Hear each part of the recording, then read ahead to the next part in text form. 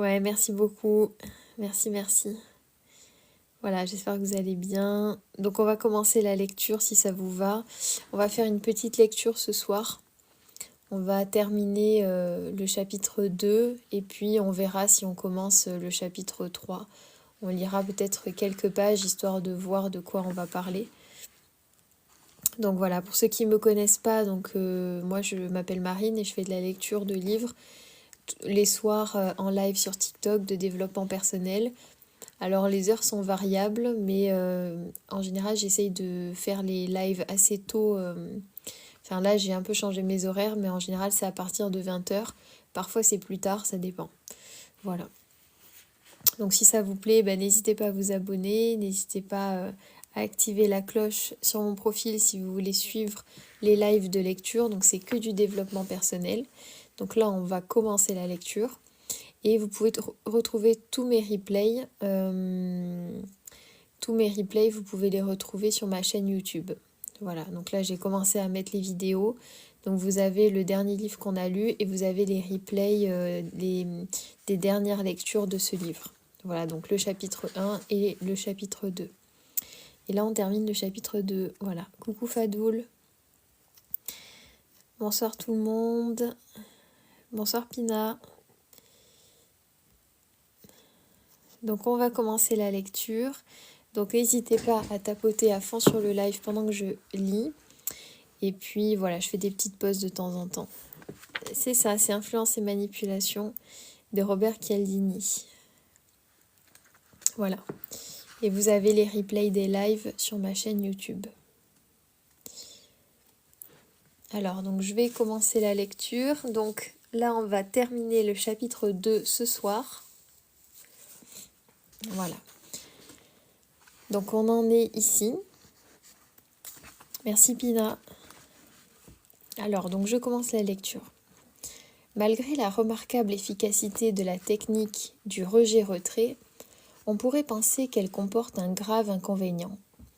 Les victimes d'une telle stratégie pourraient se sentir acculées à l'acceptation et en éprouver du dépit.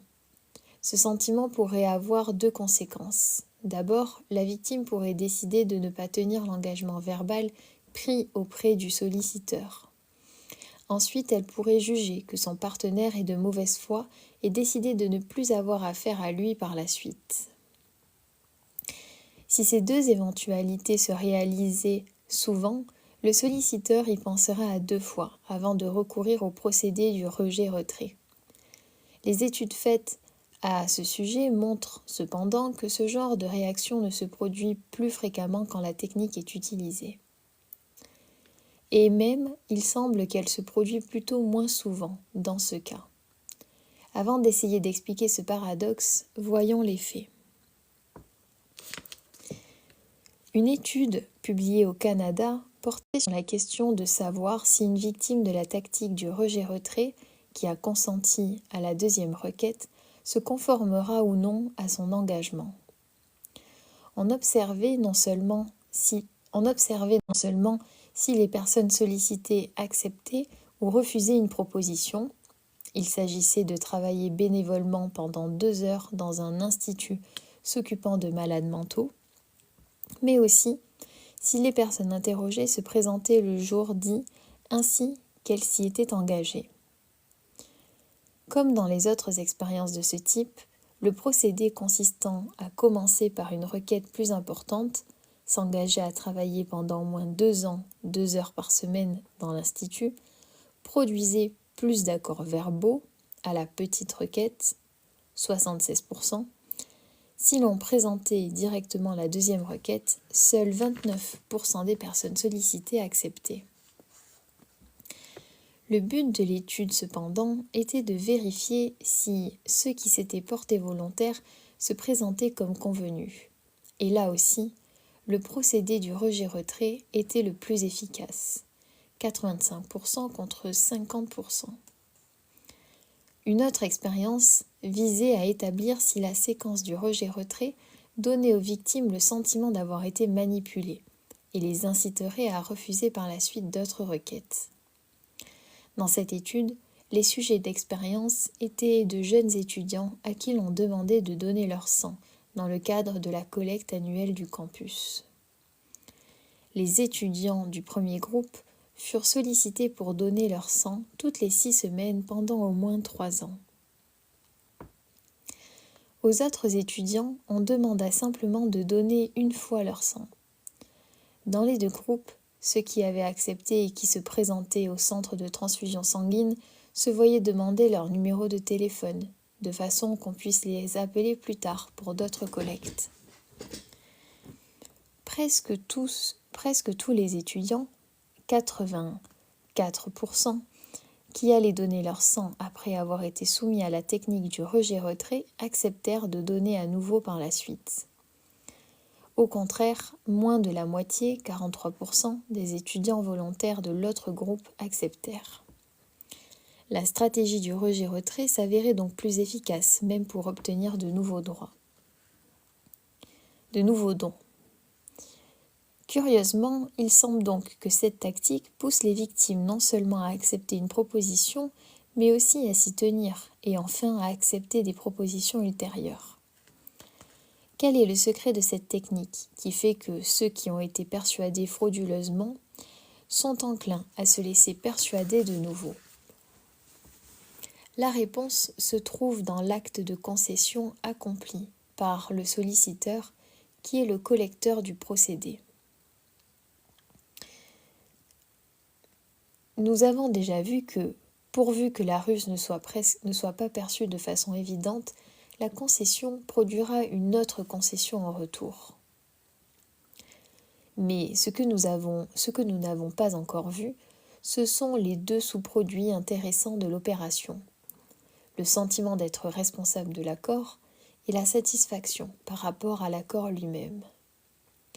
Ce sont ces effets secondaires de la concession qui incitent les victimes à remplir leurs engagements et à conclure d'autres pactes. Les effets avantageux de la concession apparaissent très bien dans les études sur la négociation. Une expérience menée par des psychologues de l'Université de Californie, Los Angeles, apporte une démonstration parfaite. Dans cette étude, un sujet était opposé à un partenaire avec lequel il devait négocier le partage d'une certaine somme fournie par les expérimentateurs. Le sujet était informé qu'au cas où aucun accord ne pourrait être conclu au bout d'une certaine période, aucun des 2 adversaires ne toucherait quoi que ce soit. Le soi-disant adversaire était en réalité un comparse qui avait pour instruction de négocier de 3 manières différentes. Avec certains sujets, il exprimait des exigences exorbitantes, se réservant pratiquement toute la somme en jeu, et ne démordait pas de cette position. Avec un autre groupe de sujets, il proposait dès l'abord un partage qui ne lui était que légèrement favorable, et là aussi refusait obstinément de diminuer ses prétentions. Avec un 3e groupe, il commençait par la position extrême, puis progressivement modérait son attitude au cours de la négociation, si bien qu'il aboutissait à la fin à la position modérée du 2e cas. L'expérience révélait 3 choses qui expliquent pourquoi la technique du rejet-retrait est si efficace. D'abord, par comparaison avec les 2 autres manières de procéder. La stratégie de l'exigence exorbitante, suivie d'un repli sur une position modérée, était celle qui rapportait le plus d'argent à la personne qui l'utilisait. Ce résultat n'apporte rien de nouveau par rapport à ce que nous avons vu précédemment. La tactique des requêtes décroissantes permet d'aboutir à un pacte avantageux. En revanche, les 2 autres éléments mis en lumière par l'expérience sont plus nouveaux. La responsabilité. Les sujets opposés à un adversaire utilisant la tactique du retrait se sentaient davantage responsables de l'accord final. Bien plus que les sujets négociant avec un adversaire inflexible, il indiquait qu'ils avaient réussi à convaincre l'adversaire de se contenter d'une somme plus raisonnable. Bien évidemment, il n'en était rien. C'est l'expérimentateur qui avait recommandé à leurs adversaires de concéder progressivement du terrain, quoi que fasse le sujet. Mais il leur semblait à eux qu'il l'avait fait changer d'avis, qu'il avait provoqué ces concessions. Ils se sentaient par conséquent responsables de l'issue de la négociation. Cela nous met sur la voie. Si la technique du rejet-retrait amène si souvent les sujets à se conformer au pacte, c'est que la concession du solliciteur non seulement les incite à accepter, mais les rend responsables de l'accord qu'ils ont imposé. C'est ainsi que s'explique cette étonnante faculté du rejet-retrait. Il pousse ses victimes à remplir leur contrat. En effet, quelqu'un qui se sent responsable des termes d'un contrat sera plus disposé à en respecter les clauses. La satisfaction. Même si, en moyenne, il donnait plus d'argent à un adversaire utilisant les concessions, les sujets soumis à cette tactique étaient les plus satisfaits de l'accord final. Il semble donc qu'aucun accord auquel on a abouti par des feintes concessions de l'adversaire peut être tout à fait satisfaisant. En gardant cela à l'esprit, nous pouvons expliquer l'autre curieuse propriété de la tactique du rejet-retrait. La faculté qu'elle a d'inciter la victime à accepter des propositions ultérieures, comme la tactique comprenant des concessions. La victime sera portée à se trouver plus satisfaite du résultat. Et il est évident que quelqu'un qui est satisfait d'un accord sera disposé à en conclure d'autres semblables. Alors, donc je fais une petite pause, je vous remonte le livre qu'on est en train de lire. Donc c'est Influence et manipulation. Voilà. Alors, je ne sais pas si vous avez bien compris, parce que comme on termine un chapitre, j'espère que c'est clair pour vous sur le sujet. Voilà, donc n'hésitez pas à me dire s'il faut qu'on réexplique, il n'y a aucun souci. Coucou Rafara, comment tu vas? Bonsoir tout le monde. Voilà. Donc moi je fais de la lecture de livres de développement personnel le soir sur TikTok en live. Donc si ça vous plaît, n'hésitez pas à vous abonner, vous êtes tous les bienvenus. Donc on parle de développement personnel, on parle de plein de sujets différents. Et en ce moment, du coup, alors habituellement j'ai tous les livres, je peux vous montrer les livres qu'on a lus. Mais là, comme je ne suis pas chez moi, j'ai pris que le livre qu'on lit en ce moment. Donc voilà. Du coup, voilà, je peux pas vous les montrer, mais en tout cas, n'hésitez pas à aller voir sur mon profil, dans mon lien en bio, vous avez toutes mes recommandations de livres de développement personnel, et n'hésitez pas à vous abonner, je pourrai vous montrer sur les prochains lives les livres qu'on a pu lire, si ça vous intéresse. L'idée, c'est d'apprendre... Coucou Thierry. Alors, l'idée, c'est d'apprendre des techniques pour influencer les gens et les faire aller dans le sens que l'on souhaite, pour que les gens disent oui.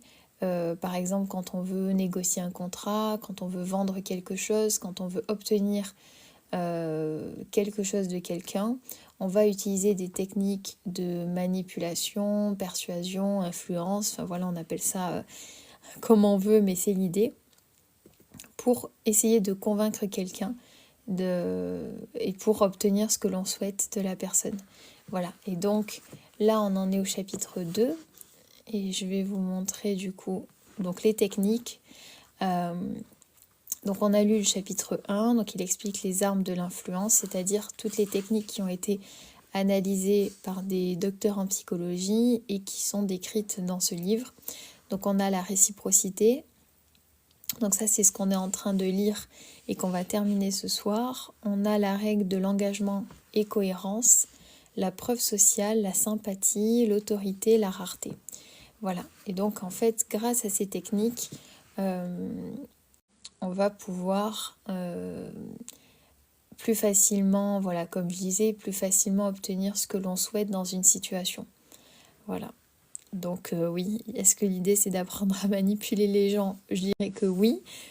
Après, quand on est dans un contexte professionnel, quand on doit négocier un contrat, quand par exemple on veut acheter quelque chose et qu'on doit négocier, c'est des techniques qui sont assez intéressantes à connaître, justement, même par exemple en politique. Il donne plein d'exemples, hein. Ça peut se passer en politique, dans le domaine du commerce, dans plein de domaines différents. Voilà. Et du coup, c'est intéressant. Et à la fin de chaque chapitre, il nous explique comment nous-mêmes ne pas être victimes de ces manipulations. Et là, donc, on va lire, c'est comment dire non. Donc, il y a un comment dire non à la fin de chaque chapitre. Et on va apprendre aussi soi-même à déjouer en fait ces techniques-là. Donc, on apprend les techniques et on apprend à les déjouer aussi. Donc, c'est pour ça, je trouve que c'est très intéressant. C'est un livre qui est connu. Et qui a des très bonnes des très bons avis. Voilà. Flatter l'ego. Alors flatter l'ego, je sais pas, peut-être oui aussi. Oui, si ça fonctionne, oui, mais dur à lire. Coucou Motech 3D, bonsoir tout le monde, bonsoir TM. Voilà, donc si ça vous plaît, si vous voulez suivre des lives où on lit ensemble des livres de développement personnel, où on parle de développement personnel, alors il y a plein de sujets, n'hésitez pas, vous pouvez vous abonner, c'est ici que ça se passe. On peut les utiliser en politique aussi pour manipuler les foules. Et bien exactement Thierry. Alors oui, en tout cas il a donné des exemples. Alors manipuler les foules, je sais pas, mais en tout cas il donnait l'exemple du donnant-donnant. Par exemple en politique, je te rends un service. Par exemple, je t'apporte mon soutien alors que tu m'as rien demandé. Et en retour, tu vas devoir te sentir obligé de me rendre un service. Ou par exemple, il donnait l'exemple des personnes qui ont été soutenues durant des élections. Et par la suite, la personne qui va être élue va se sentir obligée en retour de rendre l'appareil. Donc en politique, ça existe également. Pour manipuler les foules, là c'est plus, je vois, enfin oui et non. Il faudrait voir, mais pour l'instant j'ai pas trop l'impression, en tout cas pas dans l'exemple là. Ou alors c'est plus dans faudrait je vais réfléchir à des exemples et j'essaierai de voir si ça correspond ou pas. Je me suis fait de toi tu l'as lu 2 fois, c'est un super livre. OK. Oui, après il faut le lire tranquillement pour essayer de comprendre petit à petit. Nous on en est au chapitre 2, donc si vous voulez apprendre les techniques, vous pouvez rester sur les lives avec nous. Moi j'essaye en fait, donc je lis le livre et je le décrypte avec vous pour que tout le monde puisse comprendre. Si tu veux manipuler la population pour devenir un dictateur, je te conseille d'aller demander aux dictateurs eux-mêmes ou conseiller parce que, écoute, est-ce qu'un dictateur manipule les gens? Est-ce qu'il les impose pas plutôt? Manipuler, c'est plus en démocratie, non? Non, je rigole. Je rigole. Alors, parce qu'un dictateur, en général, il se prend pas forcément la peine de... Bon, ça dépend, quoi, qu'il y en a qui sont élus. Je me suis interdit... Voilà, donc je continue la lecture. Coucou Iman. Non, alors, on a lu quelques pages. On a lu 3-4 pages. Voilà, donc on en est à la moitié à peu près. Coucou Camille, qu'est-ce que tu comprends pas dans ce livre? Est-ce que tu l'as déjà lu ou pas du coup?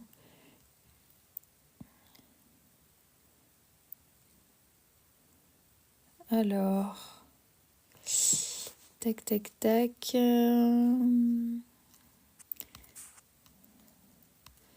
Morgane, salut, mon ex l'a appliqué sur moi. Elle l'avait lu avant moi. Aïe aïe aïe, où je dis désolée pour toi.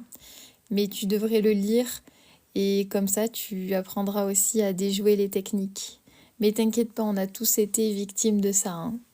On est tous victimes parce que ces techniques-là, elles sont aussi utilisées, c'est des techniques commerciales de vente aussi. C'est des techniques, voilà, tout le monde a déjà été victime de manipulation, que ce soit dans le cadre d'une vente ou dans des échanges avec notre famille, nos amis, nos conjoints. On a tous été à un moment donné amenés à le faire, consciemment ou pas en fait. Donc t'inquiète pas, c'est pas grave. Euh, L'objectif c'est de s'en rendre compte et voilà. Et de trouver des solutions pour essayer de déjouer ça quoi. Ton smartphone, tu le dois au Cobalt qui explore les enfants et tu nous la joues, je vous éclaire. Tali Frenchy, bah écoute, tu peux finir ta phrase parce que j'ai pas compris. Mais bon, écoute, c'est un peu hors sujet, mais ok. Cherche un livre comment draguer. C'est pas l'objectif du live, désolé. Pas du tout. Mais il y en a d'autres. Il y en a d'autres qui font des lives. Voilà. Marketing, c'est ça, exactement. Par exemple, il donnait l'exemple, vous savez, quand on vous donne un petit échantillon de quelque chose, quand vous allez dans un supermarché et on vous fait goûter un bout de quelque chose, en fait, c'est du coup, on vous donne quelque chose et en retour, les gens n'osent pas forcément dire non et donc vont essayer d'un produit ou vont au moins écouter la personne en retour parce qu'ils vont se sentir obligés et parfois même vont aller jusqu'à acheter parce que ils se sentent obligés, ils se disent si je ne le fais pas, je vais passer pour quelqu'un d'égoïste, pour quelqu'un qui ne respecte pas en fait et qui ne donne pas en retour. Et en fait, on a des codes sociaux qui nous imposent certaines choses malgré nous et après, soit on respecte pas ces codes quoi. Voilà. Donc je vais continuer la lecture.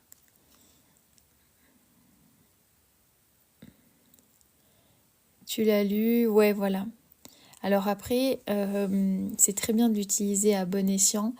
Après, on peut en fait, voilà, il faut savoir utiliser. On peut utiliser ces techniques quand c'est dans un cadre, par exemple, professionnel, quand il y a des enjeux, etc. C'est des livres qui sont très intéressants pour obtenir des choses. Il n'y a pas forcément de mal à utiliser des techniques de manipulation quand on sait que c'est dans un cadre où en fait c'est logique de le faire.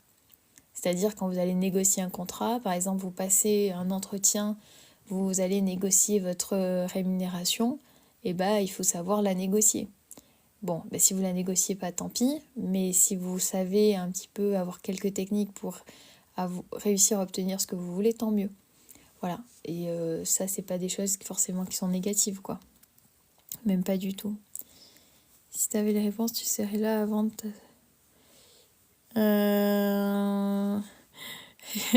Tali French, vraiment, c'est... Écoute, si t'es... Je... J'ai envie de rire en fait, mais ok, écoute, je vais te bloquer, hein, parce que visiblement, t'as envie de passer tes nerfs un samedi soir sur mon live de lecture. Au lieu d'être aimé, écoute, tu sais, on peut faire les deux. On peut lire, se cultiver, discuter avec des gens et être aimé. Donc visiblement, toi, tu manques d'amour. Donc écoute, alors attends. Hop, voilà. Alors, voilà. Donc je vais continuer la lecture. Et donc je vous remonte le livre et on va terminer là le chapitre 2, donc influence et manipulation. De rien, voilà. Donc vous pouvez le retrouver sur mon lien en bio. Alors, donc comment dire non? Merci beaucoup à tous ceux qui tapotent sur le live. Donc n'hésitez pas à tapoter à fond sur le live. Donc je continue, comment dire non? Alors, un solliciteur qui recourt à la règle de réciprocité est un ennemi redoutable. En se présentant armé d'une faveur initiale ou d'une concession initiale, le solliciteur s'assure le concours d'un puissant allié dans sa campagne de persuasion. À première vue, nos chances de sortir vainqueurs du combat semblent réduites. Nous pouvons satisfaire à la requête du solliciteur, succombant ainsi à la force de la règle de réciprocité.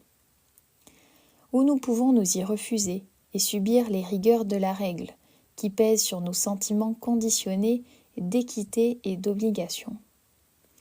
Donc c'est ce que je vous expliquais.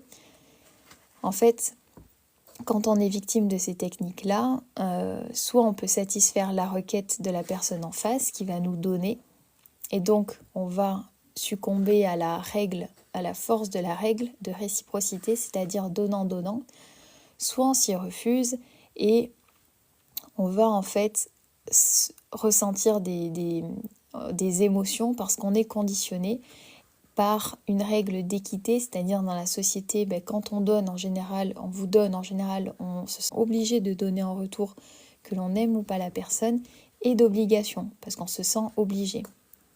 Voilà.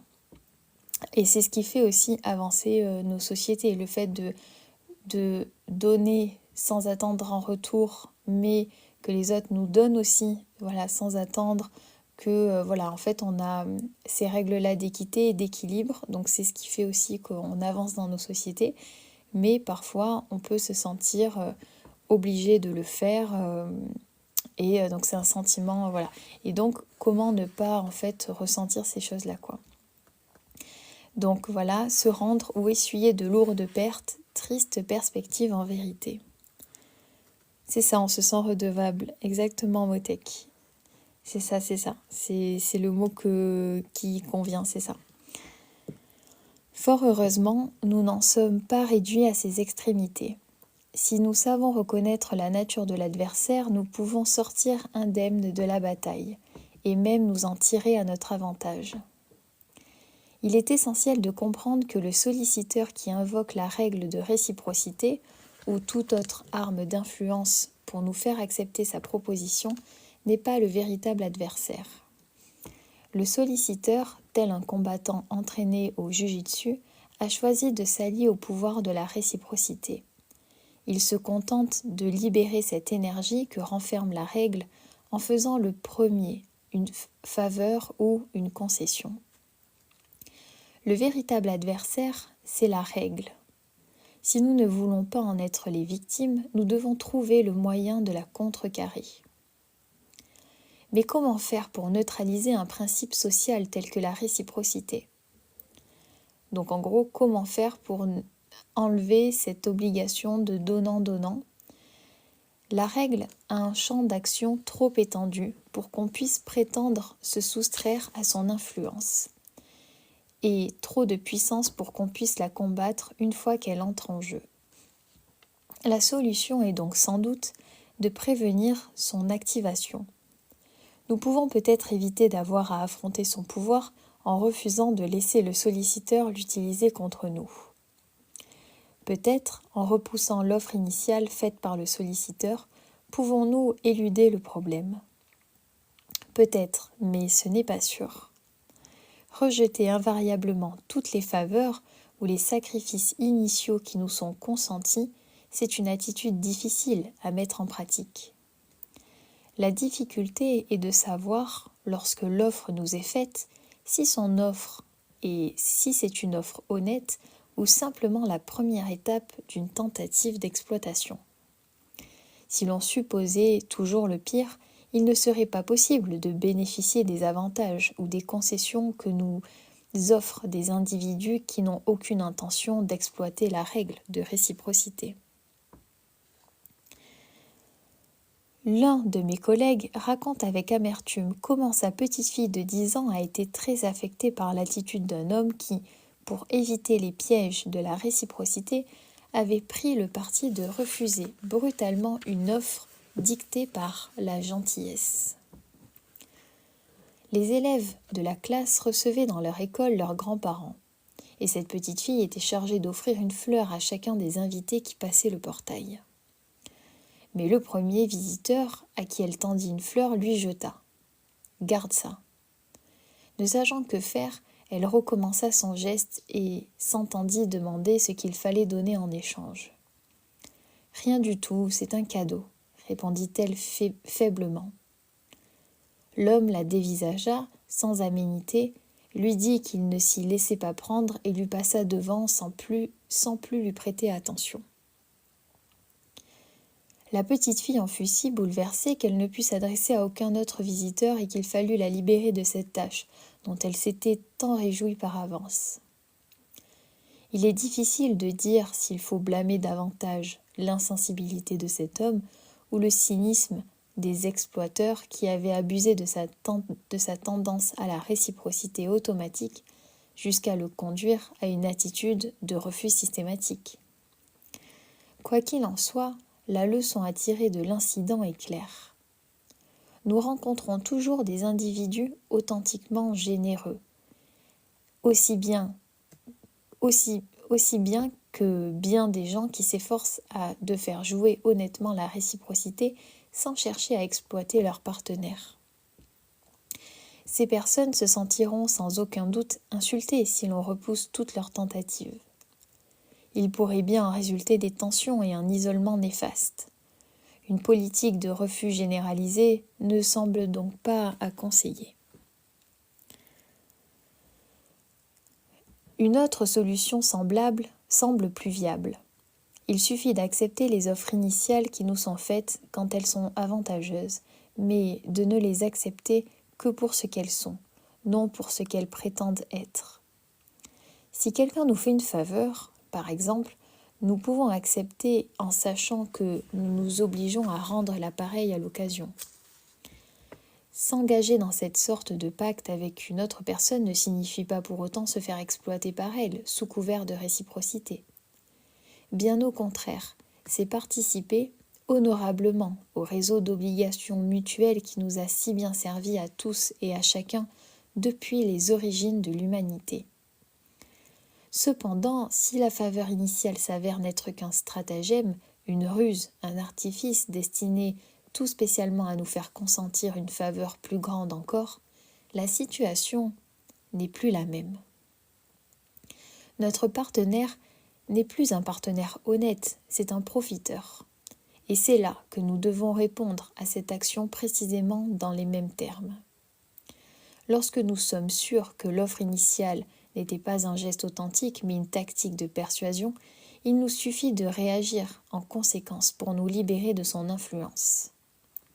À partir du moment où nous redéfinissons l'attitude de notre partenaire et où nous la considérons comme un moyen de persuasion, le principe de réciprocité ne joue plus contre nous. La règle dit en effet qu'il faut répondre à un présent par un autre présent. Elle ne dit pas qu'il faille aussi répondre par un présent à un geste calculé. Un exemple concret peut donner une idée de la marche à suivre. Supposons qu'on vous téléphone un jour de la part de l'association de la sécurité anti-incendie de votre ville. Supposons qu'on vous demande si vous seriez intéressé par des conseils sur le sujet et qu'on vous propose d'inspecter votre logement pour détecter les risques d'incendie et de vous fournir un extincteur, le tout gratuitement. Supposons encore que vous soyez intéressé par ce genre de choses et que vous preniez rendez-vous avec l'association pour une inspection de votre logement. Lorsque l'inspecteur arrive, il vous donne un petit extincteur à main et commence à examiner votre appartement pour y détecter les risques d'incendie. Puis, il vous fournit quelques renseignements intéressants, quoique assez inquiétants au sujet des dangers d'incendie en général, ainsi qu'une évaluation de la vulnérabilité de votre habitation. Enfin, il vous suggère de vous procurer un système d'alarme anti-incendie et s'en va. Un tel scénario n'est pas invraisemblable. Dans certaines villes, il existe de telles associations à but non lucratif, composées le plus souvent de pompiers, qui se proposent bénévolement pour donner des conseils de sécurité anti-incendie. Si les événements se déroulaient de la sorte, l'inspecteur de l'association vous aurait de toute évidence rendu un service. Conformément à la règle de réciprocité, vous devriez être prêt à lui rendre service à votre tour si vous en aviez un jour l'occasion. Un tel échange de bons procédés serait de la meilleure tradition de la règle de réciprocité. Un scénario semblable avec cependant un dénouement différent, est également possible, et même plus probable. Au lieu de s'en aller après avoir recommandé l'acquisition d'un système d'alarme, l'inspecteur se lancerait dans une démonstration de vente, afin de vous persuader d'acheter un coûteux système d'alarme réagissant à la température, fabriqué justement par la société qu'il représente. Les sociétés de vente à domicile de systèmes d'alarme anti-incendie ont souvent recours à ce procédé. En général, leur produit, quoique assez efficace, est vendu à un prix abusif. Comptant sur votre ignorance des prix de ce système, espérant que vous vous sentirez obligé à l'égard de la société qui vous a offert l'extincteur gratuit et l'inspection de votre logement, ces compagnies feront pression sur vous pour conclure la vente sur l'heure. Grâce à cette habile entrée en matière, les sociétés de vente d'alarmes incendie se développent et prospèrent dans tout le pays. Si vous deviez vous trouver dans une telle situation et que vous compreniez que le véritable motif de la visite était de vous vendre un coûteux système d'alarme, la mesure la plus efficace serait d'effectuer dans votre fort intérieur une manœuvre toute simple. Redéfinir mentalement les choses. Il suffit de considérer ce que vous avez reçu de l'inspecteur, un extincteur, des conseils pratiques, une inspection de sécurité, non comme un cadeau, mais comme un procédé de vente, et vous vous sentiriez libre de décliner l'offre ou de l'accepter sans ressentir la moindre pression intérieure. Il est normal qu'un service en appelle un autre, mais une manœuvre tactique de promotion commerciale ne vous oblige en rien. Et si le solliciteur réagit à votre refus en vous proposant de lui donner au moins les noms d'amis qui pourraient être intéressés, refaites la même manœuvre de redéfinition. Considérez son repli sur une requête moindre pour ce qu'il est, une tactique de persuasion.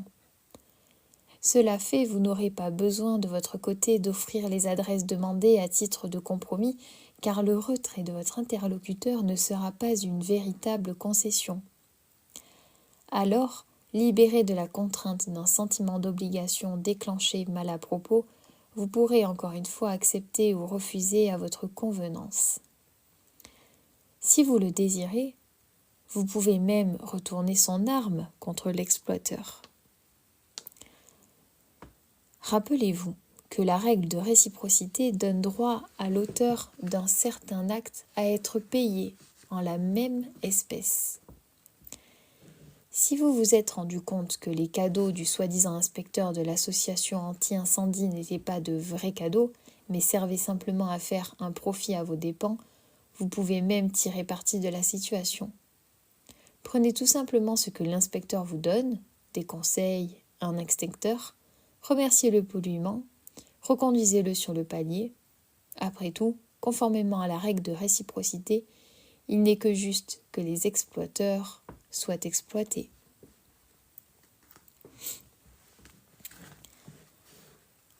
Voilà, donc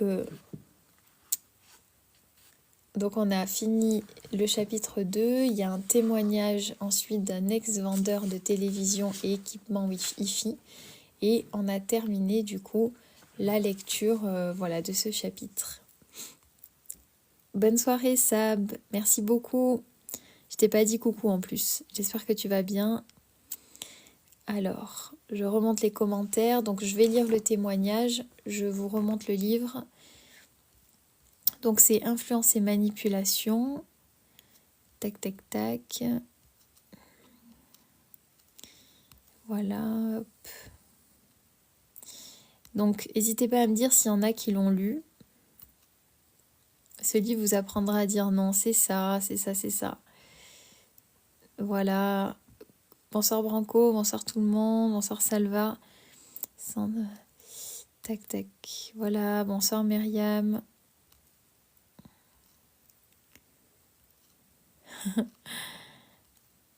Tu trouves qu'il est dur à lire, Motech? Alors, si tu as des questions, n'hésite pas. C'est du niveau fac. Je sais pas, n'hésitez pas à me dire ce que vous en pensez. Après, si vous avez des questions, je peux essayer de vous expliquer. Et puis, enfin voilà, essayez parce que, bon, comme je le lis en même temps que vous.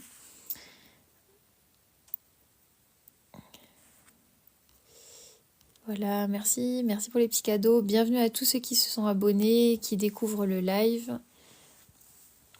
C'est ça, alors après, on se sent toujours redevable. En fait, c'est ce qu'il explique avec le sentiment d'obligation, en fait.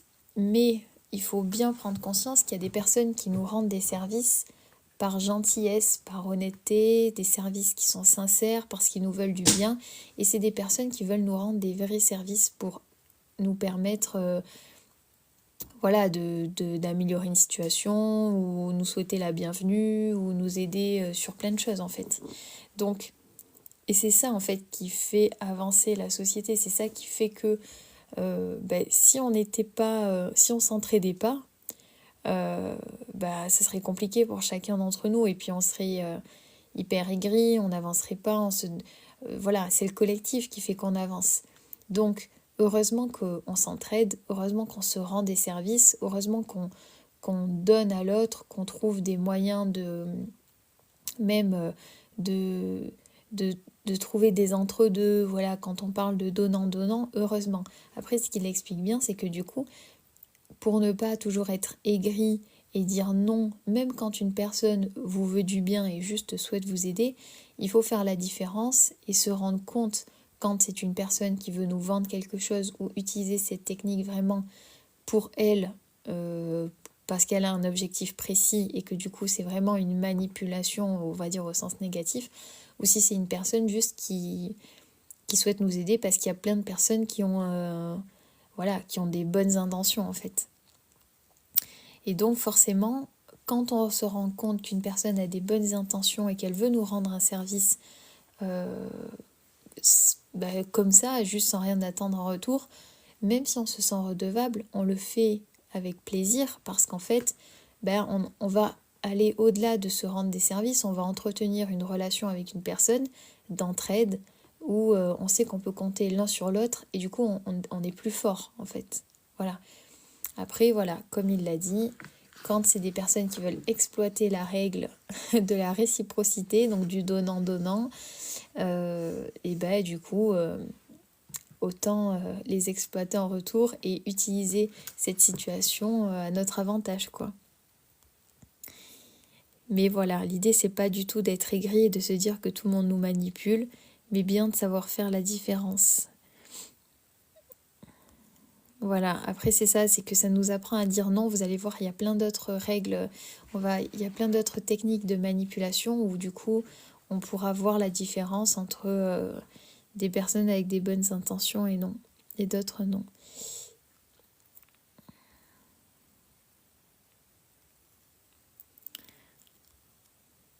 Voilà, alors en semaine, les lives ils commencent vers 20h, 20h30 et le week-end c'est un peu plus tard. Donc bienvenue à tous ceux qui découvrent. J'en reviens à Fabien Olicard Ah oui, Fabien Olicard, yes, qui se balade toujours avec 1 euro sur lui pour aider un SDF. Ben voilà. C'est ça. C'est mieux de suivre ou de lire le livre. De vous suivre ou de lire le livre. Moi, je vous conseillerais toujours vous pouvez lire en même temps, mais sur l'écran, c'est peut-être pas évident, je sais pas. Moi, je préfère toujours avoir le livre. Après, ça dépend de chacun. Il y en a qui préfèrent écouter. Il y en a qui préfèrent... Vous avez les replays sur ma chaîne YouTube, donc n'hésitez pas à aller vous abonner. Parce que je mets tous les replays des lives sur ma chaîne. Donc c'est Madame-Succès. Vous avez mon lien dans ma bio. Donc vous pouvez vous abonner pour les réécouter. Voilà, il y a plusieurs façons de faire. Donc là, vous voyez, j'ai un petit pouce et il fait la taille de mon pouce. Voilà. Pour Dixie Tattoo qui demande est-ce que c'est un gros bouquin. Celui-là, non, en fait, c'est les livres de poche, en fait.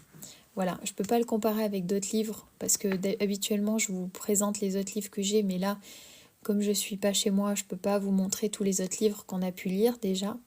Mais je vous les montrerai dans la semaine.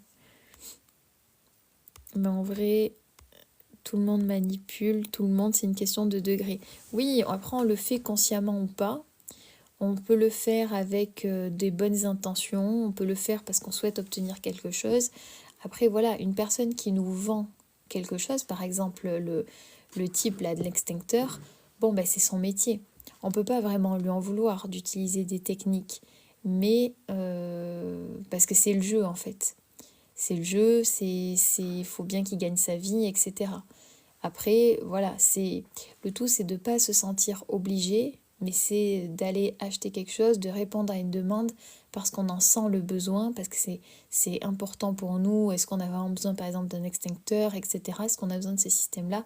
Mais de le faire en conscience et pas parce qu'on se sent obligé, en fait. C'est ça, voilà.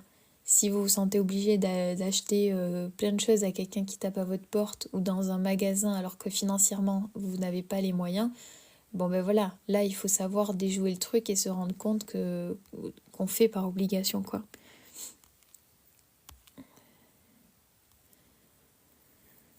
Le temps de le commander sur Amazon et de le recevoir, vous finissez le livre. Alors, je sais pas quand est-ce que je vais terminer le livre, mais comme je vous dis à chaque fois, de toute façon, ce genre de livre, vous les lisez et il faut les relire. Vous pouvez les relire tous les 6 mois, de temps en temps, vous regardez un passage, voilà. Parce qu'en fait, en fonction de votre état d'esprit vous allez apprendre des choses de plus en plus et quand vous allez le relire, vous allez découvrir des nouvelles choses. C'est comme quand on regarde un film, quand on réécoute une musique, en fait, on va relire et retenir des choses différentes. Donc les livres de développement personnel, les livres qui vous apprennent des choses comme ça, relisez-les parce que y a toujours des choses à apprendre. Donc, je vais lire le témoignage qui fait 1 page et demie. On a fini du coup le chapitre. Voilà, alors je vous mets le titre et je lis le témoignage. Donc, témoignage d'un ex-vendeur de téléviseurs et équipements hi-fi. Alors, donc on va avoir le témoignage d'un exploiteur. Donc, pendant assez longtemps, j'ai travaillé au rayon télé et hi-fi d'un grand magasin. Nous étions payés à la commission. Mais pour garder notre poste, et c'est d'ailleurs toujours le cas, nous devions démontrer notre aptitude à vendre, non seulement des appareils, mais surtout des contrats de service après-vente. La politique de la maison voulait que sur 10 ventes, nous placions au moins 4 de ces contrats. Si nous ne parvenions pas à remplir cet objectif pendant 2 mois d'affilée, c'était des menaces, des reclassements, voire le licenciement pur et simple. Bien conscient de l'importance de remplir mon quota, j'élaborais un plan fondé sur la méthode du rejet-retrait, sans toutefois savoir qu'elle s'appelait ainsi. Lors de l'achat d'un appareil, le client pouvait signer un contrat de service après-vente d'une durée d'1 à 3 ans. La majorité de mes collègues tentaient, sans plus, de placer un contrat d'1 année. Je visais un résultat identique car un contrat d'1 an comptait autant que notre quota qu'un contrat de 3 ans. Mais dans mon argumentaire, je préconisais la couverture la plus longue et la plus chère, à $140, tout en sachant que la plupart des clients refuseraient d'entrer dans cette dépense. Une fois ma tentative rejetée, j'avais un excellent prétexte pour proposer le contrat d'1 an d'un tarif relativement modeste, environ $35, qui faisait en réalité l'objet de tous mes efforts. Ma tactique s'avérait très efficace car je parvenais à placer des contrats de service après-vente à 70% de mes clients qui semblaient très satisfaits de l'affaire conclue, tandis que les autres vendeurs du rayon plafonnaient toujours autour de 40%. Jusqu'à présent, on n'avait jamais dévoilé ma méthode à personne. Je n'avais jamais dévoilé ma méthode à personne. Observons que le plus souvent, le recours à la tactique du rejet-retrait va de pair avec le principe de contraste. Outre que le vendeur semble faire une concession en renonçant au contrat à 140$ pour proposer celui à 35$, le montant du premier fait paraître le second meilleur marché. Voilà. Donc vous voyez, on peut voir quand même que forcément, une personne qui vend, un vendeur, un commercial va avoir des objectifs. C'est son métier, ça fait partie de son métier, donc il va vouloir utiliser ces choses-là. Et exactement comme Motech le dit, si vous travaillez dans la vente, lisez-le plusieurs fois, vous ne savez pas dire... Si vous ne savez pas dire non, pareil. C'est ça, c'est ça. C'est tout à fait ça. Donc, on a fini le chapitre 2. Alors, on va commencer un peu le chapitre 3 pour voir de quoi ça parle. Et puis, et ensuite, on terminera vers 11h le live, vers 23h. Oui, il y a un paragraphe où des enfants étaient utilisés pour des goodies. Oui, c'est ça. Pour les fleurs, c'est ça, dans la secte. Est-ce que tu parles de cet exemple-là? En fait, dans cet exemple, en gros, c'est une secte en fait, qui voulait récolter de l'argent. Alors, dans le premier, elle faisait de la musique, elle demandait de l'argent, mais n'avait rien. Et ils ont fait évoluer leur technique. Et la deuxième technique, c'était, en gros, une personne venait, habillée un peu plus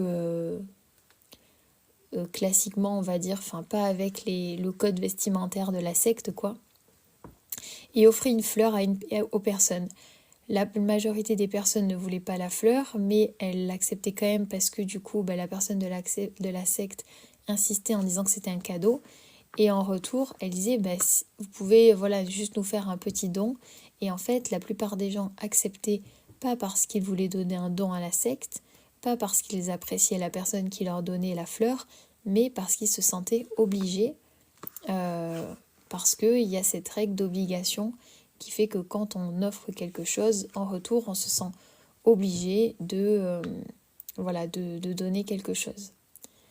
Donc ça, c'était la règle du donnant-donnant. Je pense que c'est celle-là du coup, Motech, que tu nous disais. C'est ça.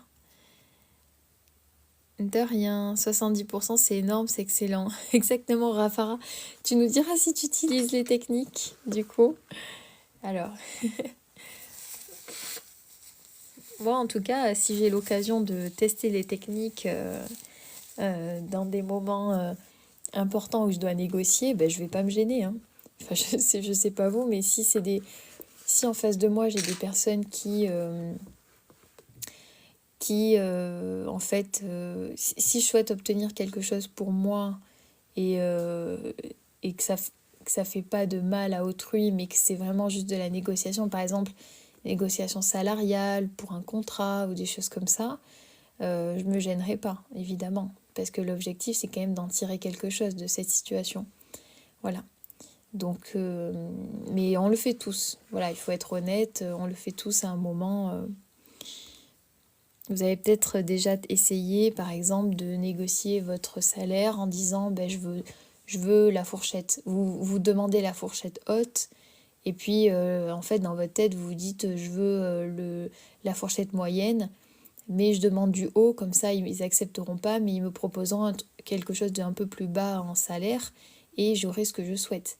Alors que par exemple, si vous proposez déjà dans la négociation le salaire que vous souhaitez, ils vous diront toujours non, on vous propose un peu plus bas.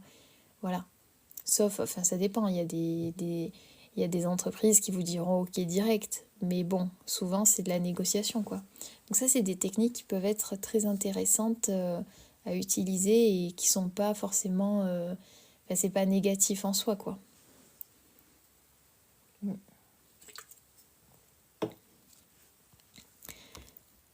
Donc on va commencer.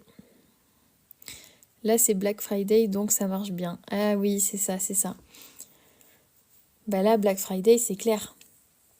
Là, c'est sûr que pendant les soldes, en fait, la technique, elle se fait toute seule. Habituellement, on vous vend ça à tel prix, mais là, vous avez de la chance, on vous le vend moins cher. Et donc, c'est sûr que ça prépare le terrain, les Black Friday. Voilà. Voilà, pour moi, le livre n'apprend pas à négocier, mais à ne pas se faire avoir dans des situations. Oui, pour moi, c'est un peu les deux quand même. Mais après, ça dépend. Ça dépend peut-être de chacun, comment chacun voit le livre. Mais après, oui, disons que en fait, c'est pas de la négociation pure, mais ça reste quand même des techniques qui nous permettent d'obtenir ce qu'on veut. Et donc, pour moi, ça reste de la négociation. Voilà. Kaya, tu me demandes à moi si je suis du genre dépensière, c'est ça?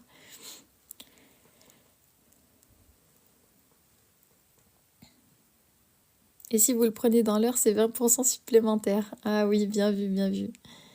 Il y a que les promotions qui fonctionnent. Kaya, est-ce que moi je suis dépensière? Franchement, pas trop. Parfois je vais me faire un petit cadeau, je vais faire des cadeaux à des gens, je vais sortir sans trop réfléchir, mais en général, je fais, j'essaye au maximum de savoir où je mets mon argent et comment, etc. Voilà. Donc, voilà, j'essaye de me fixer mes objectifs et de faire les économies et de gérer mon argent en fonction. Donc, bon, si je vais être dépensière à un moment donné, je vais l'être, mais qu'avec mon budget. Donc, si j'ai plus, j'ai plus. Voilà, c'est ça. Et après, c'est ça, je... Pour les gros, enfin, même les petits achats en général, j'attends toujours avant d'acheter. Voilà, par exemple, là, je me suis acheté un sac pour le boulot que je voulais depuis longtemps, mais en fait, j'ai attendu 3 mois avant de le prendre parce que je voulais être sûre de vraiment le vouloir, quoi. Et du coup, j'apprécie vraiment l'avoir maintenant. Enfin bref, on parle d'autre chose là, mais... Donc, je vous remets le livre et on va commencer le chapitre 3. Ouais, après... En fait, ouais, voilà, faut pas dépenser à tout va. Après, moi, je sais que par exemple, si je vais boire un verre avec des amis, si je sors, machin, parfois ça va me prendre. Je vais offrir le verre à, enfin, voilà, ou je vais me faire une petite folie, mais c'est plus pour des sorties, des trucs comme ça. Voilà. Après, pour tout ce qui est matériel, ça dépend, on va dire.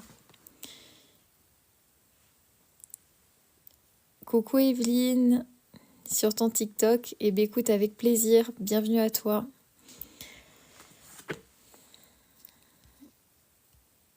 Merci Motek, à bientôt. Voilà, donc n'oubliez pas, en tout cas, n'hésitez pas à aller voir sur ma chaîne YouTube, vous avez les replays des derniers lives. Voilà, donc tous les lives maintenant sont enregistrés sur ma chaîne YouTube, donc je vais les mettre au fur et à mesure si vous voulez écouter les replays des lectures. Et si vous voulez vous abonner pour suivre les prochaines lectures, en tout cas c'est avec plaisir, vous êtes tous les bienvenus. Et le livre, vous pouvez le retrouver sur mon lien dans ma bio, vous cliquez sur le lien Linktree, le lien qui est juste dans ma bio, et vous avez toutes mes recommandations de livres de développement personnel. Vous cliquez dessus, c'est un lien Amazon et vous pouvez les commander si vous voulez, vous pouvez aller voir mes recommandations.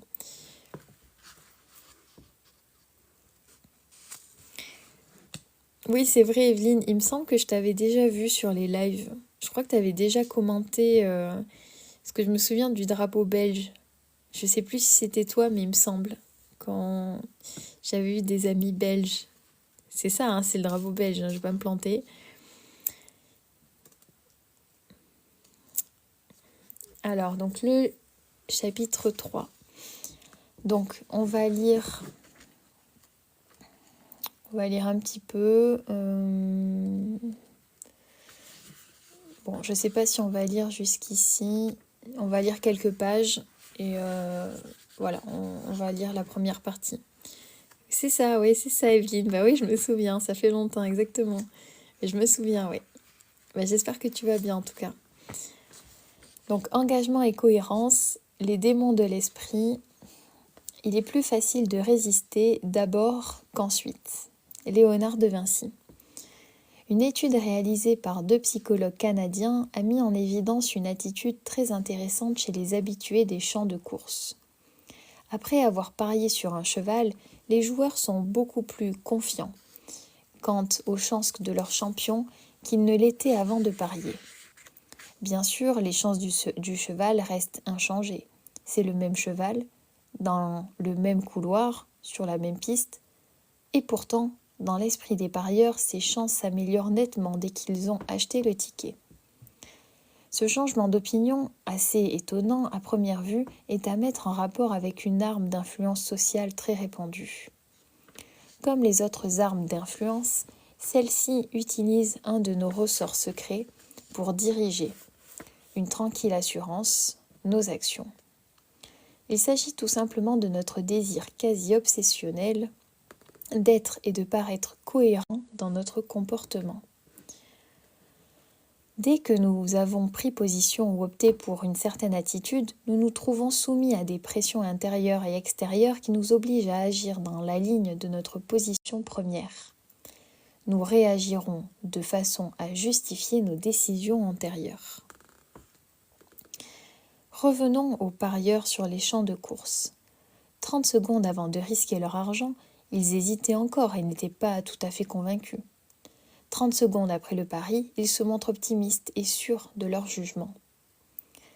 L'acte de prendre une décision définitive, dans ce cas d'acheter un ticket, avait été le moment critique. Une fois que le choix était fait, le besoin de cohérence poussait ces gens à mettre leur opinion en accord avec leurs actes. Ils se persuadaient qu'ils avaient fait le bon choix et, sans aucun doute, s'en sentaient réconfortés. Mais ne croyons pas que cette auto-persuasion soit particulière et aux habitués des champs de course. Voyez plutôt l'histoire de ma voisine Sarah et de son ami Tim. Tim et Sarah s'étaient rencontrés à l'hôpital où lui travaillait comme technicien en radiologie et elle comme diététicienne. Ils sortirent ensemble pendant un certain temps, même après que Tim eut été licencié et finalement se mirent à vivre ensemble. Pour Sarah, les choses n'allaient pas très bien. Elle aurait voulu qu'il se marie et que Tim cesse de boire. Tim n'était pas d'accord. Après une période particulièrement tendue, Sarah décida de mettre fin à leur histoire et Tim dut s'en aller. À ce moment-là, un ancien ami de Sarah revint dans la ville, qu'il avait quittée depuis des années, et reprit contact avec elle. Ils commencèrent à se voir assez souvent et décidèrent bientôt de se marier. La date du mariage était déjà fixée et les invitations lancées quand Tim se manifesta. Il se repentait et voulait revenir. Quand Sarah lui dit qu'elle allait se marier, il la supplia de changer d'avis. Il voulait vivre avec elle comme avant. Mais Sarah refusa et lui déclara qu'elle ne voulait plus vivre ce qu'elle avait vécu avec lui. Tim lui proposa même de l'épouser, mais elle lui répondit qu'elle lui préférait l'autre. Finalement, Tim s'engagea à cesser de boire si elle se laissait fléchir. Devant cet argument massu, Sarah décida de rompre ses fiançailles, d'annuler le mariage, de décommander les invités et de laisser Tim revenir. Il ne fallut pas un mois à Tim pour annoncer à Sarah qu'il ne voyait pas pourquoi il devrait arrêter de boire. Un mois plus tard, il avait décidé qu'il valait mieux attendre avant de se marier. Depuis, 2 ans ont passé, Tim et Sarah continuent à vivre ensemble comme avant. Ils continuent à boire, le mariage n'est toujours pas décidé et pourtant, Sarah est plus attachée à Tim que jamais. Elle dit que c'est le fait d'avoir à choisir qui lui a fait comprendre que c'était Tim qu'elle aimait. C'est pourquoi, après avoir préféré Tim à son fiancé, Sarah était plus heureuse avec lui, bien que les conditions sous lesquelles elle avait pris cette décision n'aient pas été remplies. Il semble donc que les amateurs de courses hippiques ne soient pas les seuls à préférer croire que leur choix est judicieux à partir du moment où ils l'ont fait. Nous en arrivons tous à nous mentir à nous-mêmes de temps en temps, pour que nos opinions et nos sentiments restent dans la ligne de ce que nous avons déjà choisi de faire. Les psychologues connaissent depuis longtemps la force du principe de cohérence dans la détermination de nos actes. D'éminents théoriciens, tels que Léon Festinger, Fritz Heider et Theodore Newcomb, ont considéré le désir de cohérence comme un motivateur essentiel de notre comportement. Mais la tendance est-elle assez forte pour nous contraindre à faire ce que nous ne voudrions pas faire normalement ? Sans aucun doute. Le désir d'être et de paraître cohérent fournit aux exploiteurs une arme d'influence sociale extrêmement puissante. Il peut même nous pousser à agir de façon contraire à nos intérêts. J'en veux pour preuve une expérience menée par le psychologue Thomas Moriarty qui consistait à mettre en scène de faux vols à l'arraché sur une plage new-yorkaise, dans le but d'observer si les témoins interviendraient, au risque de se prendre un mauvais coup. Pour cela, un assistant devait étendre sa serviette à quelques pas de celle d'une personne choisie au hasard. Après un bref moment passé à écouter la radio, le comparse du psychologue devait se relever, puis partir faire un tour en laissant ses affaires sur place.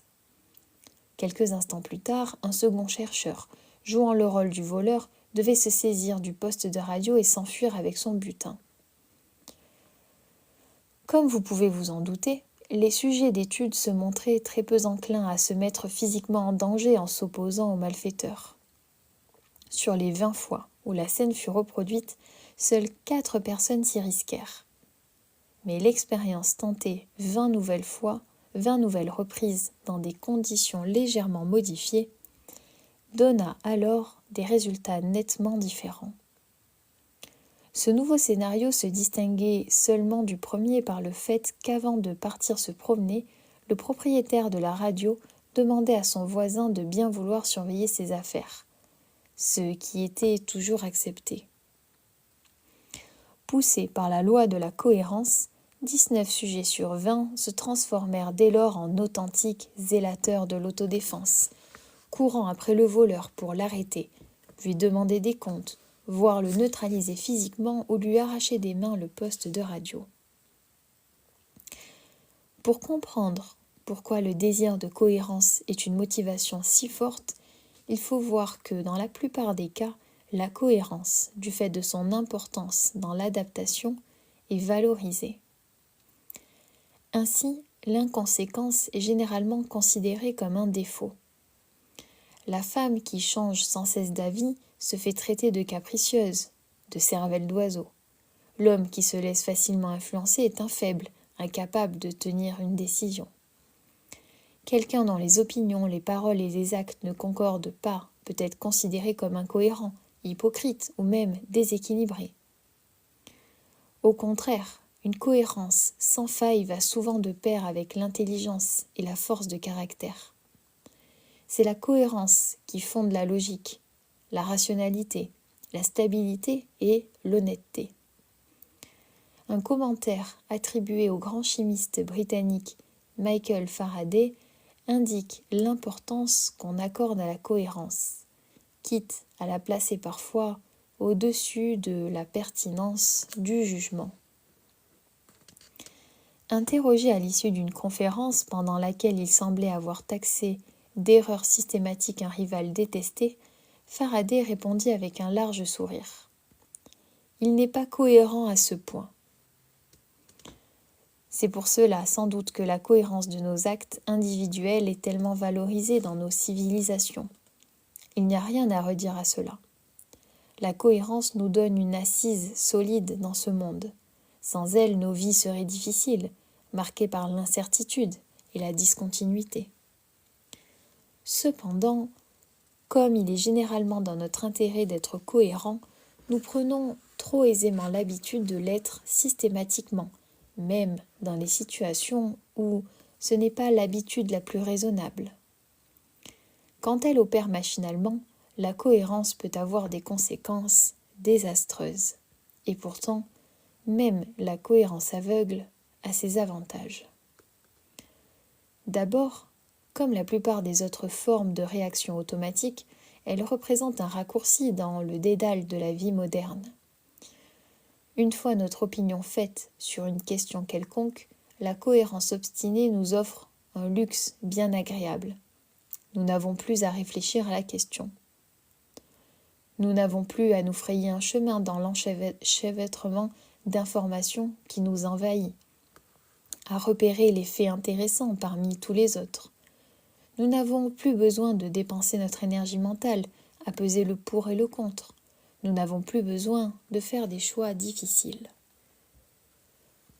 Au lieu de tout cela, la seule chose que nous avons à faire quand cette question se pose à nous est d'enclencher notre cassette cohérence. Clic. Et nous savons alors que penser, que dire et que faire. Il nous suffit de penser, dire ou faire ce qui concorde avec notre décision antérieure. Un tel luxe n'est pas à dédaigner. Voilà une méthode commode et relativement efficace pour maîtriser sans effort un environnement quotidien qui demande beaucoup à nos facultés intellectuelles. Il suffit tout naturellement que la cohérence automatique est une réaction difficile à contenir. Et comme l'écrivait Sir Joshua Reynolds, il n'y a aucun expédient auquel un homme ne soit prêt à recourir pour s'épargner l'effort et la peine de penser. Grâce à nos cassettes cohérence, nous voilà exemptés de cette corvée, libres de vaquer à nos occupations. La cohérence systématique a un attrait supplémentaire, plus insidieux. Ce n'est pas forcément l'effort intellectuel nécessaire à la réflexion qui nous rebute. Ce peut être les dures conséquences de cette réflexion. Ce sont parfois les conclusions désagréables auxquelles nous conduit inexorablement la logique, qui nous incite à la paresse mentale. Certaines choses nous dérangent et nous préférerions ne pas les connaître. Permettant une réaction préprogrammée et machinale, la cohérence automatique peut servir à masquer ces faits troublants. Bien à l'abri derrière les remparts d'une stricte cohérence, nous pouvons soutenir les assauts de la raison. J'eus l'occasion, lors d'une conférence d'initiation donnée par un groupe de méditation transcendantale, d'observer comment les individus peuvent s'abriter derrière un mur de cohérence pour se protéger des troublantes conséquences de la réflexion. La réunion était présidée par 2 jeunes gens très sérieux et avait pour but de recruter de nouveaux membres. Le groupe prétendait proposer une forme de méditation particulière permettant d'atteindre tout ce qu'on pouvait désirer, depuis la simple paix intérieure jusqu'à des résultats plus spectaculaires, tels que la lévitation et la faculté de passer à travers les murs au fur et à mesure que l'on franchissait les étapes, de plus en plus coûteuses, du programme. J'avais décidé d'assister à la réunion pour observer les tactiques de persuasion utilisées dans de telles réunions de recrutement. Et j'avais amené un ami, professeur d'université, spécialiste de statistiques et de logique formelle. Tout au long de la réunion, alors que les conférenciers exposaient la théorie de la méditation transcendantale, je remarquai que mon ami s'agitait. Il semblait souffrir, s'agiter sur son siège et finalement ne tint plus. Il n'y tint plus. Quand le président, à la fin de la conférence, demanda s'il y avait des questions, il leva la main et, calmement mais sûrement, mit en pièces l'argumentation des conférenciers. En moins de 2 minutes, il avait mis en évidence les points par lesquels elle péchait comme contradiction illogique et insoutenable. L'effet sur les conférenciers fut dévastateur. Après un silence embarrassé, ils tentèrent faiblement d'opposer des objections, s'arrêtant au milieu de leurs phrases pour se concerter et finalement durent admettre que les objections soulevées par mon collègue étaient intéressantes et méritaient plus ample réflexion. Ce qui m'intéressait quant à moi, c'était l'effet sur le public. Après les questions, une foule d'assistants se précipita pour payer les $75 de l'inscription au groupe de méditation transcendantale. Les recruteurs trahirent des signes d'étonnement ravis. Après ce qui ressemblait à une démolition en règle de leur discours de présentation, la réunion s'avérait un franc succès, suscitant un taux d'adhésion étonnamment élevé chez le public. Je ne savais que penser, et j'attribuais la réaction du public au fait qu'on n'avait pas compris la logique de l'argumentation de mon collègue. Or, il apparut que c'était précisément l'inverse.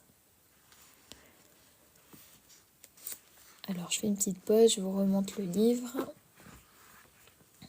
Donc, on vient de démarrer le chapitre 3. Donc, on lit influence et manipulation.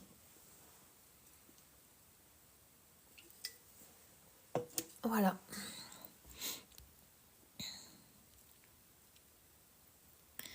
Alors, je vais continuer la lecture.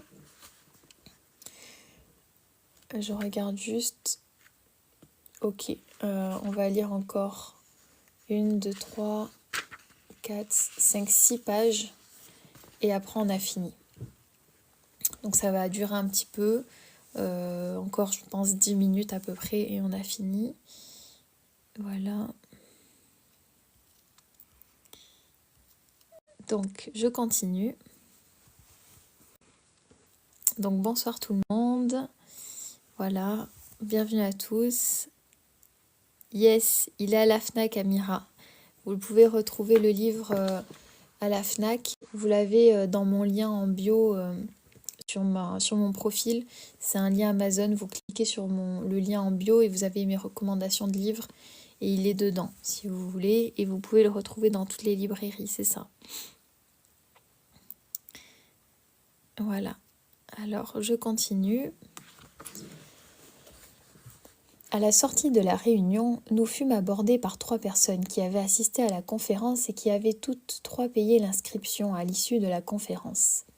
Elles voulaient savoir pour quelles raisons nous étions venus. Après avoir expliqué les motifs de notre intérêt, nous leur posâmes la même question. L'un de nos interlocuteurs était un comédien débutant très désireux de réussir sa carrière. Il était venu à la réunion pour savoir si la méditation transcendantale lui permettrait d'atteindre une maîtrise de soi suffisante pour l'exercice de son art. Le deuxième souffrait d'insomnie persistante et espérait que la méditation transcendantale lui apprendrait à se détendre et lui permettrait de s'endormir sans difficulté. Le troisième participant servait de porte-parole au groupe. Il avait lui aussi un problème de sommeil, il ne réussissait pas dans ses études parce qu'il n'avait pas le temps d'étudier autant qu'il l'aurait fallu.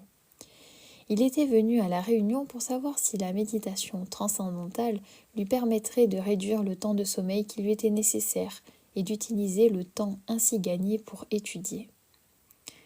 Il est intéressant de remarquer que les recruteurs lui avaient dit, de même qu'à l'insomniaque, que la méditation transcendantale pourrait résoudre ses problèmes.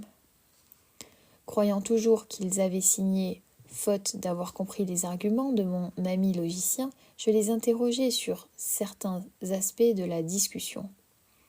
À ma grande surprise, je m'aperçus qu'ils avaient très bien compris l'intervention de mon ami. Trop bien même. C'était précisément la pertinence de ces objections qui les avait incités à s'engager immédiatement. Le porte-parole du groupe s'en expliqua clairement. Moi, je n'avais pas prévu de payer quoi que ce soit ce soir, parce que je suis un peu juste financièrement en ce moment. Je pensais attendre jusqu'à la réunion suivante, mais quand votre ami s'est mis à parler, j'ai pensé qu'il valait mieux que je paye tout de suite, ou une fois rentré chez moi. Je me mettrai à réfléchir à tout ce qui avait été dit, et je ne m'inscrirai jamais. Les choses semblaient plus claires tout à coup. Mes interlocuteurs étaient en butte à des difficultés bien réelles, et ils voulaient à tout prix trouver un moyen de les vaincre. Leur quête était jusque-là désespérée, et voilà qu'à en croire les conférenciers, ils touchaient enfin au but. Poussés par le besoin, ils voulaient à toute force que la méditation transcendantale soit la solution. C'est alors que, par la voix de mon collègue, parle la raison, démontrant que la théorie fondant la méthode salvatrice ne résiste pas à l'analyse. C'est la panique. Il faut agir immédiatement avant que la logique ne l'emporte et ne les laisse à nouveau sans espoir. Il faut de toute urgence élever des remparts contre la raison, et peu importe que ces remparts soient illusoires. Vite, échappez à la pensée. Tenez, prenez l'argent, ouf, sauvez de justesse. Plus besoin de réfléchir à la question. La décision est prise et à partir de maintenant, la cassette cohérence peut se dérouler chaque fois que c'est nécessaire. La méditation transcendantale? Bien sûr que je pense que cela va m'aider, bien sûr que je veux continuer, bien sûr que j'y crois, puisque j'ai payé. Ah, quel effort que la cohérence y réfléchit. Je vais m'y reposer un moment. C'est tellement plus confortable que l'angoisse de cette recherche trop ardue. Si, comme il le semble, la cohérence automatique joue le rôle d'un bouclier contre la réflexion, il est naturel que cette même cohérence puisse aussi être exploitée par ceux qui préféreraient que nous ne réfléchissions pas trop quand ils nous soumettent à leurs influences. Pour les exploiteurs, qui ont intérêt à ce que notre réaction à leurs requêtes soit purement réflexe, mécanique, notre tendance à la cohérence automatique est une véritable aubaine. Et ils sont si habiles à faire jouer la cohérence à leur profit que très souvent, nous ne nous apercevons même pas de la manœuvre. Dans un jujutsu du meilleur style, ils établissent nos relations avec eux de telle sorte que c'est notre propre souci de cohérence qui produira pour eux un bénéfice. Certains grands fabricants de jouets utilisent précisément cette approche pour pallier l'inconvénient du caractère saisonnier des ventes. La saison des jouets, naturellement, bat son plein dans la période qui précède Noël. Les sociétés de jouets réalisent alors de confortables bénéfices. Mais malheureusement, les ventes de jouets connaissent un marasme complet pendant les 2 mois suivants.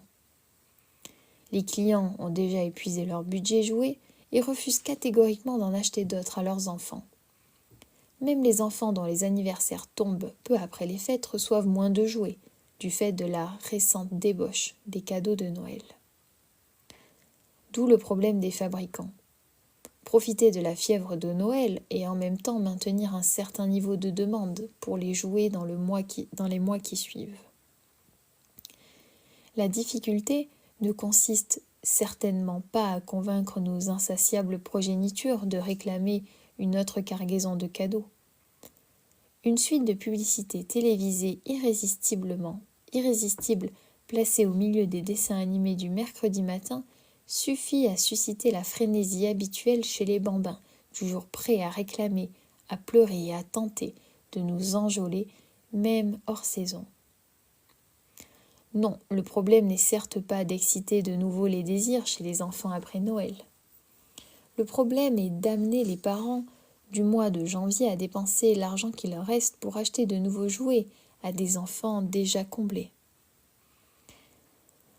Que peuvent faire les sociétés de jouets pour produire ce comportement peu raisonnable ? Certaines ont essayé de lancer des campagnes publicitaires, d'autres de réduire les prix pendant la période creuse. Aucun de ces procédés classiques n'a été efficace.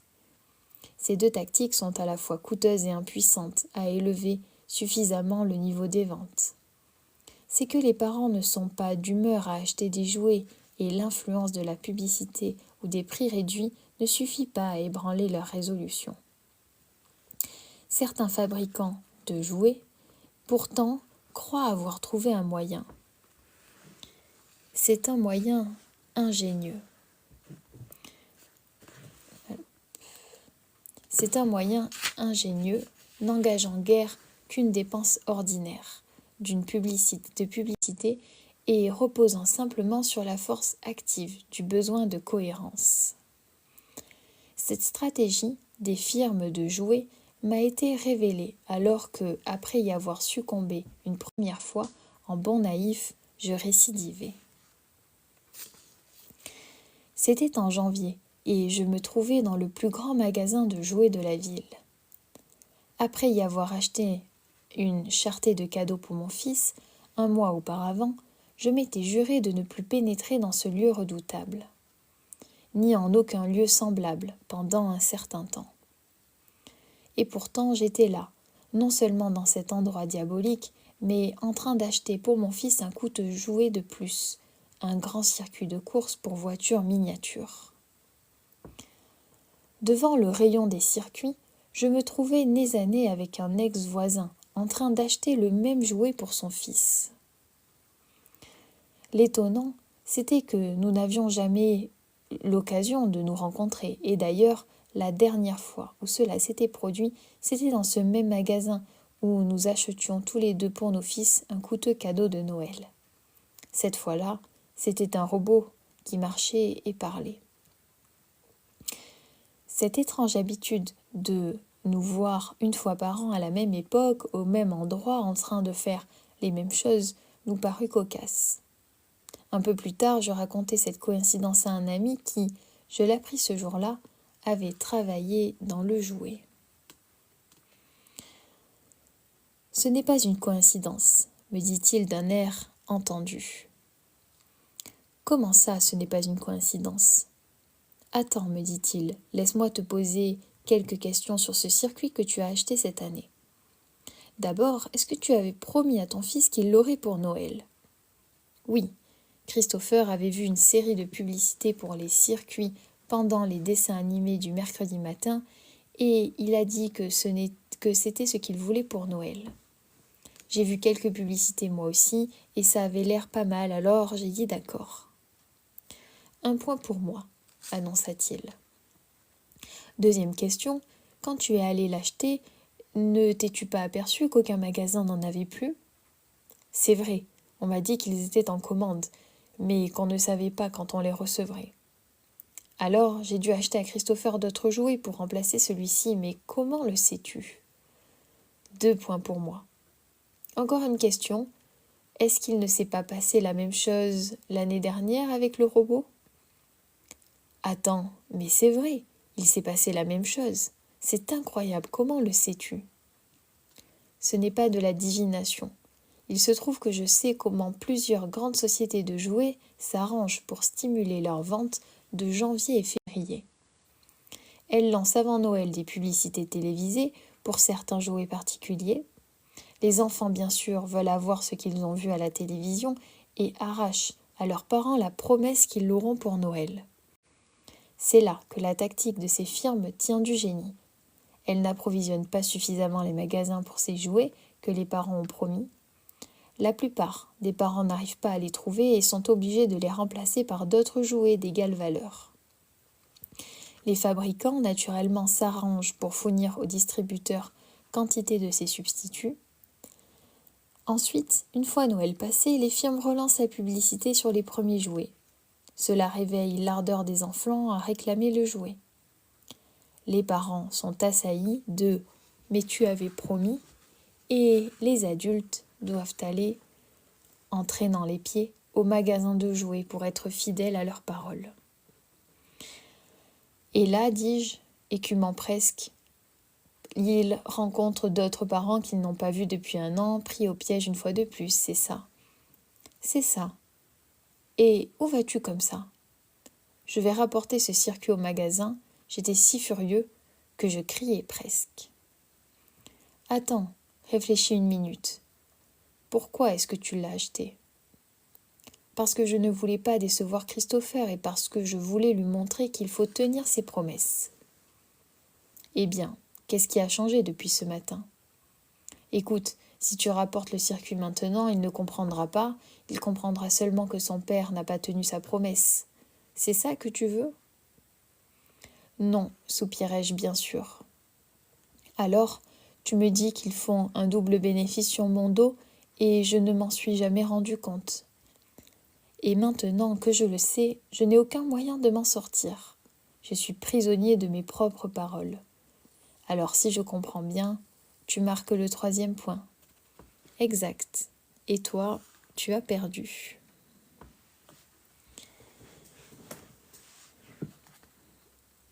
On a fini la lecture pour ce soir.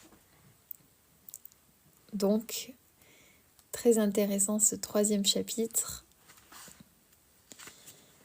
engagement et cohérence, les démons de l'esprit. Donc vous comprenez mieux pourquoi, en tout cas moi je comprends mieux le titre, les démons de l'esprit.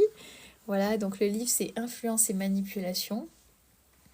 Donc comprendre toutes les techniques d'influence, de persuasion et les maîtriser. Voilà. Donc on a fini le chapitre 2 ce soir et on vient de commencer le chapitre 3 pour un peu voir de quoi ça allait parler pour le prochain live. Donc normalement le prochain live sera demain, le prochain live lecture. J'espère que ça vous a plu. Moi j'ai trouvé ça très très intéressant. C'était vraiment pas mal d'avoir cet exemple. Je regarde le chapitre 3, il a l'air pas mal long, donc on le lira en plusieurs lives. Donc je vous mets le livre là, vous pouvez le retrouver sur mon lien dans ma bio. Si vous intéresse, vous cliquez, vous allez avoir toutes mes recommandations de livres. C'est un lien Amazon et vous pouvez le commander, regarder les avis, le résumé, etc. Vous avez toutes les infos là-dessus. Hop, je vous mets le livre comme ça. Et pour tous ceux qui ne me connaissent pas, donc moi je fais de la lecture de livres de développement personnel. Et comme je vous disais, là je ne peux pas vous montrer les livres parce que je ne suis pas chez moi, mais dès que je reviens, vous verrez tous les livres qu'on a pu déjà lire en live. Et si vous avez des questions, vous pourrez poser toutes vos questions sur les livres sans problème. Donc je regarde vos commentaires.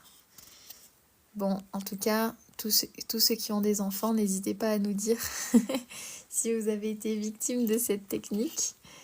Mais bon, on a tous été tenus par nos obligations de cohérence parce que on avait fait un choix et on s'était positionné d'une certaine manière et on a été obligé de rester sur nos positionnements, même si la logique aurait voulu qu'on change. Mais bon, on a sûrement tous été dans cette situation à un moment, quoi. Donc merci beaucoup, j'ai vu qu'il y avait des petits cadeaux, merci beaucoup. Merci Evelyne, merci beaucoup. Bienvenue à toutes les personnes qui se sont abonnées. N'hésitez pas à vous abonner si vous voulez suivre les lives de lecture. Donc j'en fais plusieurs dans la semaine. Le week-end, je me connecte vers 21h. Et la semaine, les horaires ont un peu changé. Maintenant, c'est vers 20h. 20h, 20h30. Donc je me connecte. On lit une partie du livre du moment. Et on le décrypte ensemble au fur et à mesure. Si vous avez des questions, n'hésitez pas. Et tous les livres qu'on a lus, vous pouvez les retrouver sur mon lien en bio. Donc je remonte un peu les commentaires. Tac, tac. Alors, voilà. Bonsoir, je viens de découvrir ton compte pour lire et améliorer mon français. Alors, j'ai pas de livre qui apprennent à améliorer le français et à lire, mais en tout cas, quelques conseils que je peux te donner, que je donne à chaque fois, déjà c'est de prendre des livres qui t'intéressent, sur des sujets qui t'intéressent pour aimer, commencer à aimer la lecture de cette manière-là, parce que si tu lis des choses qui t'intéressent pas, ça risque de vite te saouler. Donc prendre des thématiques, des romans, des magazines, sur des sujets que tu trouves où du coup tu peux rester à lire même si ça sera pas facile au début. Après je te recommande de lire à voix haute aussi et de lire tous les jours au moins 10 ou 15 minutes à voix haute pour apprendre petit à petit. Voilà, souvent on me dit combien de pages, pour moi, le nombre de pages, ça sert à rien parce que ça va dépendre de la lecture, ça dépend du livre, ça dépend de l'état de fatigue. Donc l'idée c'est de faire un peu tous les jours ou le plus régulièrement possible et tu verras qu'au fur et à mesure ça va t'aider.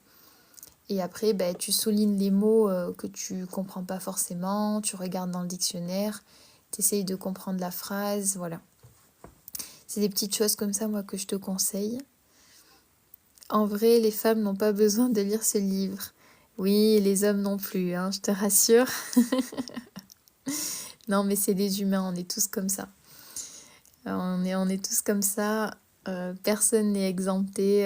Voilà, c'est la nature humaine. Quand on veut obtenir quelque chose, on peut faire preuve de manipulation. Ça, c'est sûr. Voilà.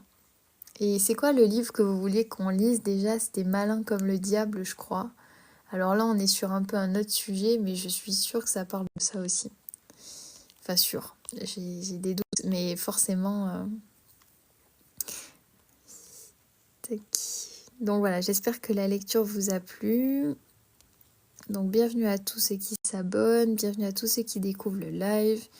Bonsoir aux habitués. Donc vous avez vu, je fais un live un samedi, hein, c'est un peu plus rare. Habituellement, c'est du lundi au vendredi. Parfois, j'en fais le dimanche. Le samedi, c'est plus rare. Et surtout, n'oubliez pas de vous abonner à ma chaîne YouTube. Si vous voulez retrouver les replays, je vais faire plein de vidéos dessus. Je publie tous les replays des lives. Donc, si vous loupez un live, vous pouvez aller les voir sur ma chaîne. Donc, elle vient de démarrer. Du coup, n'hésitez pas à aller me donner de la force et à aller vous abonner, liker les vidéos, me mettre un petit commentaire si ça vous plaît. Voilà, et vous pouvez me donner aussi des petits conseils, me mettre vos retours. Ce sera avec plaisir que je vous répondrai aussi sur YouTube.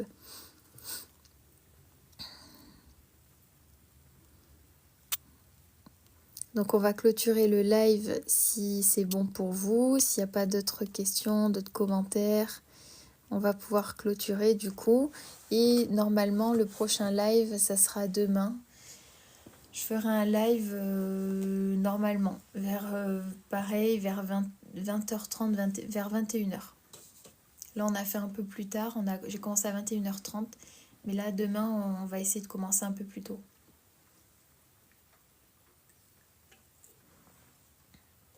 Donc voilà.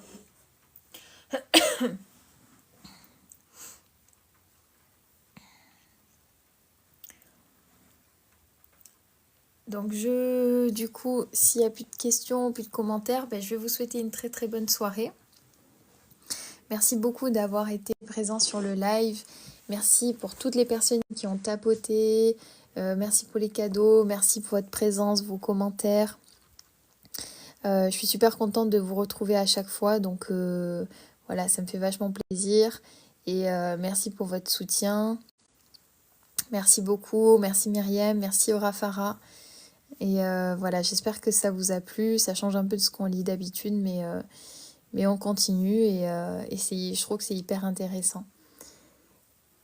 Donc je vais vous souhaiter une très très bonne soirée. Prenez bien soin de vous, passez une bonne nuit, un bon week-end. Et je vous dis du coup à demain. Si vous avez des questions sur les livres, vous pouvez m'envoyer un message en privé. Voilà, ou sur des situations personnelles, n'hésitez pas. Voilà, je fais du coaching aussi, donc voilà, vous pouvez tout à fait aussi m'envoyer un message. En tout cas, et pour les livres, n'hésitez pas à aller voir mon lien en bio parce que vous avez toutes mes recommandations. Donc ça vous donnera des idées si vous voulez vous mettre à la lecture, en apprendre, en découvrir un peu plus sur vous. Vous aurez plein de livres de développement personnel sur plein de sujets qui pourront vous aider. Et voilà. Donc très très bonne soirée. Je vous souhaite, voilà, et n'oubliez pas de vous abonner pour suivre les prochains lives. Et aussi à ma chaîne YouTube. Important, ma chaîne YouTube, ne l'oubliez pas s'il vous plaît. Voilà, merci beaucoup, bonne soirée. Très très bonne nuit à vous. Merci Aura Farah, je te souhaite une très bonne nuit. Ma modératrice, merci beaucoup. Voilà, et à Kaya aussi, je sais pas si tu es encore là. Voilà, bonne soirée, j'éteins le live. Et à demain normalement. Bonne soirée.